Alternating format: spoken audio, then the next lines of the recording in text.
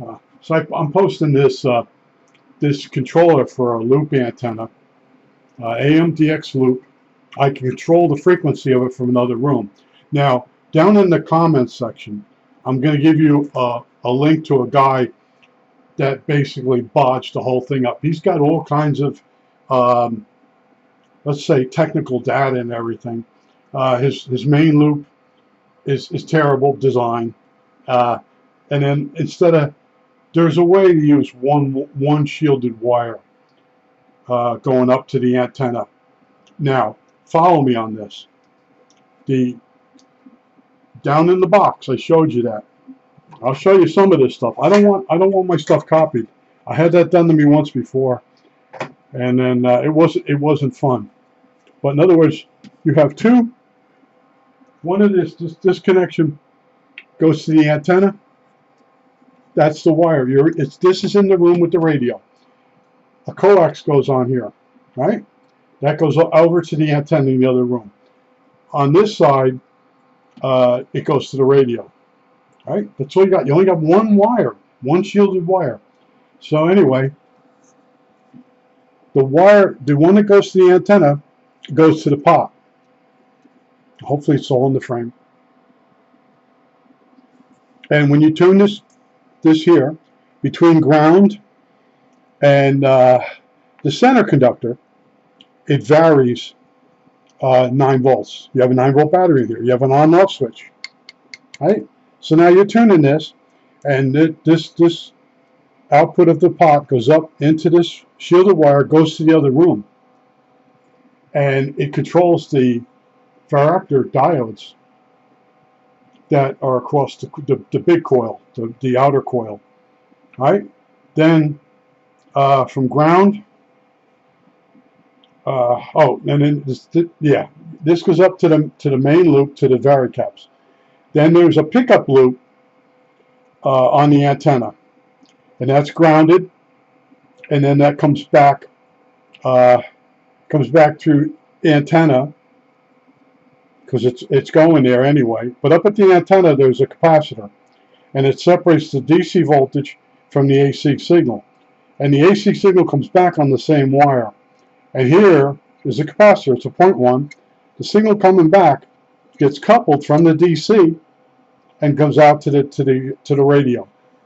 Where you see this is a amplifier.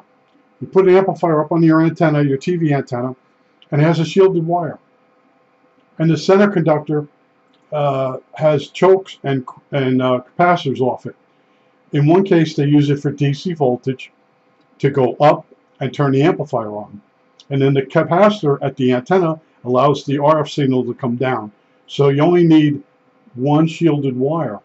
And once you understand that concept, you can build a remote tuned loop.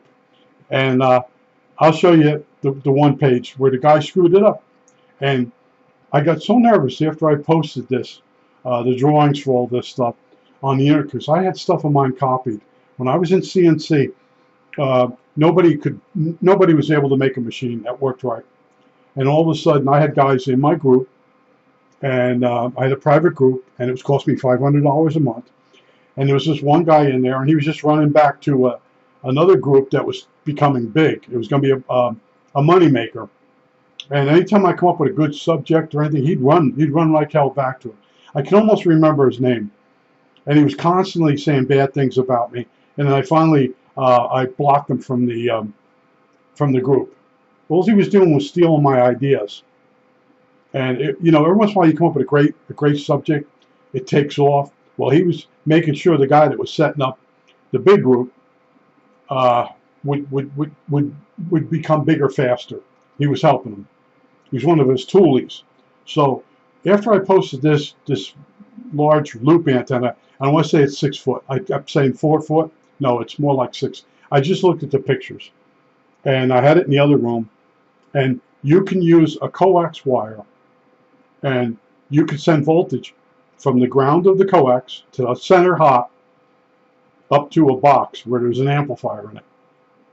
And then how you bring the RF back is the RF is coupled with a capacitor, like a 0.1 microfarad. and then that RF signal comes back down the wire. It's got DC on it, but it doesn't care. A wire can carry both DC and RF signal with no problem. So the signal from the amplified antenna comes back down on the center conductor, and it's coupled off with a capacitor. And that's the concept. You just draw it on a piece of paper. Put your coax on the piece of paper and ground both ends of the coax. And then put a 9-volt battery from ground to the center conductor on one side. And then go measure it. And you'll see that the 9 volts on the other side. Well, now all you have to do is, now that you've gone up to your amplifier and it's on, take this RF signal from ground and a 0.1 capacitor and put it on the center conductor. So now, back at the 9-volt battery, you have both 9 volts on the center of the coax, and you also have RF, and you got to couple it off with another capacitor. It's a simple concept. It's very simple.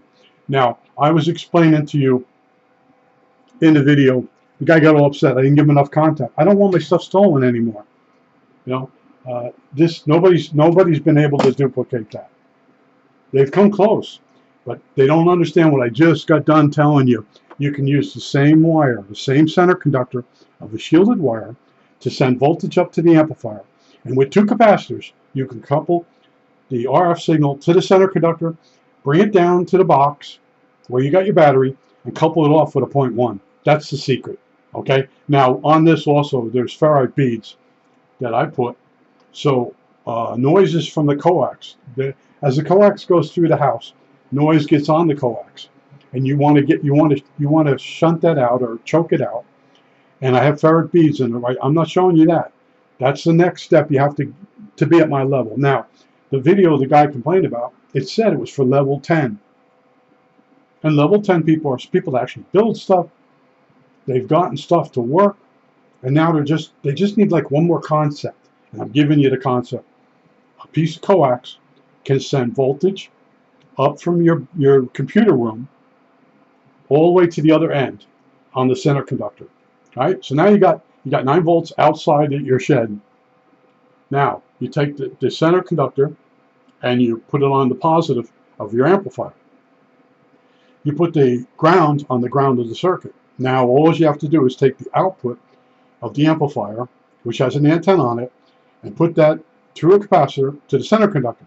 Then when you come in the house, in order to get that signal, you just need a ground and the center conductor, and you couple it off with another 0.1 capacitor. You can use other caps, depending on how much signal you want. But once you get that concept, now I worked with a guy, he kept telling me, the reason they do that is when you send DC voltage through a wire, it makes it more quiet. No, that's not what it was. He totally interpreted the whole thing wrong. And I understood it from television antennas. You have it up on the antenna, and well, how does it get its power? Well, there's only coax. How? Okay, so it has the ground. The coax has ground, and it has a center conductor. And the center conductor has, like, back in the old days, it was like 12 volts DC. Now the amplifier that's on the antenna, Winegard or whatever they are, it's on, and it's got a signal on there, but you got to get it down to the downstairs.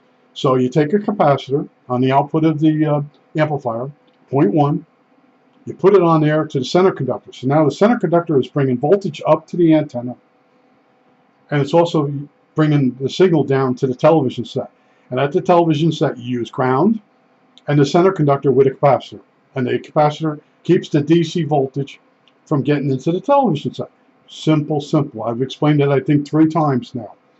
Once the light bulb goes on for you, here's what happened was there was this company called WHT. And I was sick one day, or I was off on a day off. And the guys went walking, and they found that the company was right by us, and we were all beating that system. So a couple of the guys jumped into the dumpster, and they come out with genuine WHT antennas and amplifiers. And they brought them over to me the next day and gave me some. And I was explaining to them that the voltage goes up to the amplifier on the antenna, and then the signal comes back down on the same wire, and there's a splitter. And they had the splitters. I opened one up. I shut. They could not get the concept. They could. It's unbelievable. See, I told you how many things I'm not good at, but I'm good in electronics. And all of a sudden, when you're working with something long enough, you realize uh, you bumped into a concept. And every time you bump into a concept, if you stay with it and you go look for information on it, and you read up on it, and then it'll be yours. You own it, and then you can design things around that. Now, if you go looking, I gave you the last thing I gave you was the Ramsey SM signal magnet 100. That's how that works. It sends voltage up to that little probe, and it turns it on. And then down on the same center conductor comes your signal. I forgot that I gave you that, but there's the secret there again. So level 10 guys, I've given you enough. You know, you're off and running. You understand it. You can now go build something. And other people, I need more information. You go away. Go away. You're never going to finish it. And then a lot of them, I used to question people, well, how far have you gotten? Well, I really don't have time right now. But they're asking more and more and more questions because they're playing make-believe. And Schenkel called it eye candy. He had a couple other names for it. Something lust. In other words, people look at things like a fancy car, and they make believe they're going to own that fancy car, or they're going to buy that someday, and they're not. And they will go up to a salesman and make believe they can buy the car. At flea markets, you get the people come up, and they try to get the price as low as they can. They're never going to buy the thing. Even if you, anyway, that's just, they get this adrenaline rush. And that's what I finally understood about people, is they have thousands of projects, but haven't gotten to it yet. And me, I have the actual physical things that I built. And believe me, at one time, my house in Jersey, one kid came to the house with a video recorder, and he went around and he goes, "What does this do?" And I started explaining it to him. And he bought a video recorder, he couldn't believe it, because someone said, "This guy builds this, he builds that." I showed him all my decoder units. I turned the TV on. I showed him, I had it set up I could switch between decoders. And, I built all that from scratch. Once you understand the concept of how something works, it's yours. And other people, they'll nod and they'll smile, but in the long run, they want you to build something for them. That's the game. They make believe they care about you and that they're interested. But what it comes down to is in their mind, can I use what he's got? Can I use what he's got? You know, what can I get from him? That's how other people think. I'm always like, I'm going to try to teach you something that might help you. Other people don't do that. But the reason I'm not giving you full disclosure on this is I went looking and I realized that using the single wire for both power to the amplifier and return for the signal, it's not really on the internet anywhere, but it is now because I told you the link for the Ramsey SM100. It's a remote tuned AM antenna. You can also change the windings, and it tells you change the amount of windings for other frequencies. All right, there's the secret in there. Now, I had the secret in my head because of the Winegard antennas when I was a little kid. Understanding that, well, how does it get powered if it's up at the antenna? Well, you put the meter on the wire going up there, and then you see they have a box with not an adapter, not a converter, a coupler, antenna coupler, and in the antenna coupler it has a wall wart that's a plug into the wall. So now that voltage goes up the center conductor, turns the amplifier on. The RF signal is coupled back to a capacitor, comes down the wire, gets coupled off to a terminal that goes to the television set. Super, super simple. But there are people that will never get it. And I remember sitting in electronics, and I can actually tell you the guy's name. He understood no concepts. He graduated from tech school, and he didn't have any of the concepts. You know, like electron flow. You know, the electrons flow from minus to positive. Conventional current is Benjamin Franklin. It flows the other way. It goes from positive to negative. And I told you once before, when you're working with somebody, you first ask them, are we doing electron flow or conventional? And when they look at you with a real scary, weird look, run, just run. Because there's people that don't know the flow of electrons through the wire. And then it sets up a magnetic field. And there's a right-hand rule and there's a left-hand rule. And the deeper you go into electronics, the more you realize what you don't know. See, anytime I see something I don't know, I read about it. I get a second source and I read about it again. The average person don't do that. That's why I get mad at people very easily, because they don't want to do the work. They want to be spoon-fed. And I remember in school, I had a science teacher who was really good, Marvin Gerber. And all week long, he would teach you what's going to be on the test for Friday. So when Friday came, it was no surprise. And you would take the test, and if everybody got better than a B or better, we had no homework for the week. But in the end, we didn't want to do that anymore, because we realized if we didn't do the homework, we wouldn't be ready for the test on Friday. He showed us what we could do, what we could be. Now, I mentioned it to another teacher. Oh, he's a spoon feeder. And I bit my tongue. I said, well, it's better than what you do. Read the next 10 pages, and we'll have a test tomorrow. Yeah, that was a lot of help. Don't explain nothing. You know, just assume we're at a level that we can understand it ourselves and remember for the test. But there's many different ways. But this one guy, he's done it a few times. I'll use something here just so I know what video it is. I don't understand what that was. And it was a fax machine plug-in board. It went into a computer for radio fax. I designed that board myself. I put it had a phase lock loop chip on there to take the FM audio signal and convert it to DC burning voltage for the paper. Actually, for digital to go out to the computer. I built both systems. I'm getting so confused. But anyway, you know, if I explain that to the guy, and it was an 8-bit A to D converter, he wouldn't know what an A to D converter is. He's just wasting my time. He's walking around asking people questions and never using the information. I think that's it. All right, that's it. Level 10, men.